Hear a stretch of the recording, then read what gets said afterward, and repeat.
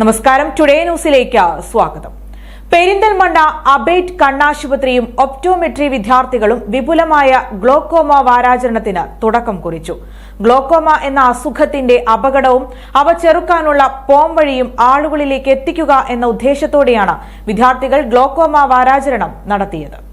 കാഴ്ചയുടെ നിശബ്ദ കൊലയാളികളെ തിരിച്ചറിയുക എന്ന ലക്ഷ്യത്തോടെ അബേറ്റ് ഒപ്റ്റോമെട്രി വിദ്യാർത്ഥികളും ഡോക്ടർമാരും മറ്റു മാനേജ്മെന്റ് അംഗങ്ങളും ബലൂൺ ഉയർത്തിയാണ് ഗ്ലോക്കോമ വാരാചരണത്തിന് തുടക്കം കുറിച്ചത്.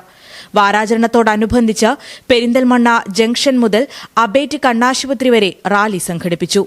ഗ്ലോക്കോമ സംബന്ധമായ എല്ലാ പ്രശ്നങ്ങളും നേരത്തെ പരിഹരിക്കാനും അവ ചെറുക്കാനുമുള്ള എല്ലാ അത്യാധുനിക സൌകര്യങ്ങളും മികച്ച പരിചയസമ്പത്തുള്ള ഡോക്ടർമാരും അബേറ്റിൽ ലഭ്യമാണെന്ന് Abate group chairman cum managing director doctor advocate A Shamsuddeen ഉദ്ഘാടന ചടങ്ങിൽ പറഞ്ഞു. കോ ചെയർമാൻ ഇആർ മുഹമ്മദ് കുട്ടി ചടങ്ങിന് അധ്യക്ഷത വഹിച്ചു.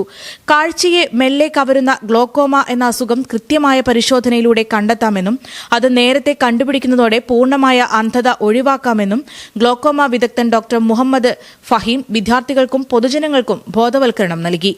ചടങ്ങിൽ ഡോക്ടർ ദിവ്യ മേനൻ, ഡോക്ടർ വിനീത പ്രകാശം, ഡോക്ടർ ഫാരിസ്, ഡോക്ടർ ബബിത തുടങ്ങിയവർ പങ്കെടുത്തു.